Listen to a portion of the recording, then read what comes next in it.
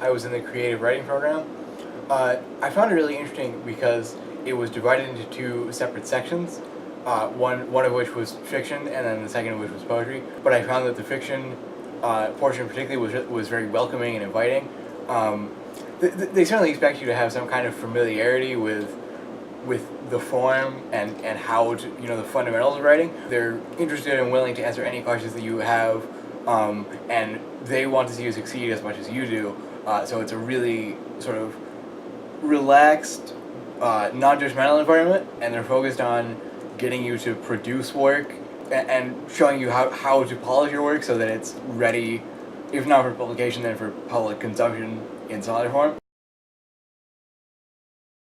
The one thing that I would say as far as suggestions is be prepared to do a lot of work outside of class.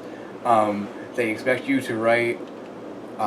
Typically, it's 500 words every night, and there are typically 2 or 3 readings that you do along with that. So, I would say just make time for that. Be on top of what they expect of you.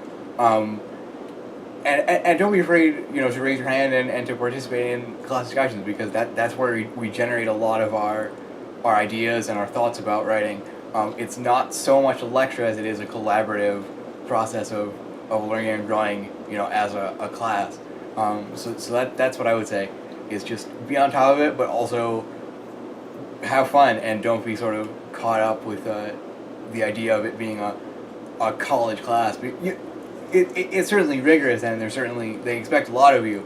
But I would say that first and foremost, what they want you to do is to experience the world and to learn about writing in a relaxed environment.